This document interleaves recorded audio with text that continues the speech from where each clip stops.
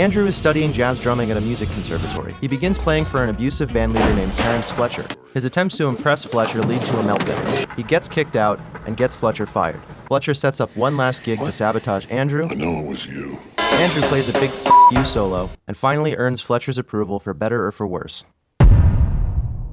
Dr. King wants better legislation for black voters. The right to vote unencumbered. But President Johnson is unwilling to help. This voting thing is just gonna have to wait. He gives speeches, We can do this. holds demonstrations, some white people get killed, and suddenly President Johnson is willing to put forward new legislation. Strike down voting restrictions in all elections. Benedict Cumberbatch plays a brilliant but socially disagreeable man named Sherlock Holmes, Alan Turing. Mother says I can be off-putting sometimes on account of being one of the best mathematicians in the world. He builds a machine to crack the German Enigma code during World War II. Who's Christopher? He names it after his dead childhood friend. Christopher is dead. What if you had a husband? Gets married despite being gay, gets divorced, Much nicer ring than the one I made you. and eventually chemically castrated by the government he served. To cure me of my homosexual predilections. Almost all of which is historically inaccurate, except that last part.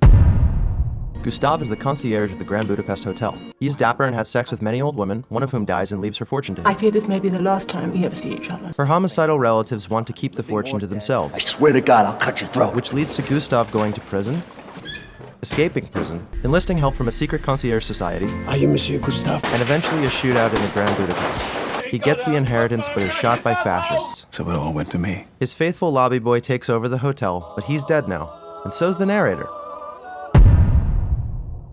Chris Kyle loves America, This is the greatest country on earth. I do everything I can to protect it. so he enlists in the Navy SEALs, develops some racist opinions towards Iraqis. They're fucking savages. He becomes the deadliest sniper in U.S. history. Navy has credited you with over 160 kills. Returns from Iraq haunted by PTSD, overcomes PTSD, I'm so happy that I've got my husband back.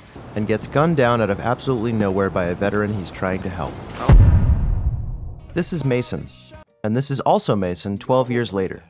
Between then, he deals with some lackluster dads, Dad, do you have a job? You think that's fucking funny? No, I'm not your dad. You know how I know that? Because I'm actually here. gets into photography, The images you're turning in? They're cool. and becomes an insufferable teenager. I just want to try and not live my life through a screen. Stephen Hawking meets Jane Wilde. He gets diagnosed with motor neuron disease. I'm afraid average life expectancy is 2 years. They get married anyway. He becomes famous. They both remarry. And he takes Jane with him to turn down a knighthood and reflect on their life together. Look what we made. Reagan is an aging Hollywood actor very literally haunted by his former glory. Shave off that pathetic goatee. He attempts to regain artistic credibility by adapting Raymond Carver for the stage, but one of his actors is injured during rehearsal. He hires a method actor to fill the role, who screws him over. Working with Rick and Thompson's like walking with a monkey? He seems poised for failure. I'm going to destroy your play. He attempts to commit suicide on opening night, but instead shoots off his nose, garnering rave reviews from critics. Yeah, this is what I wanted.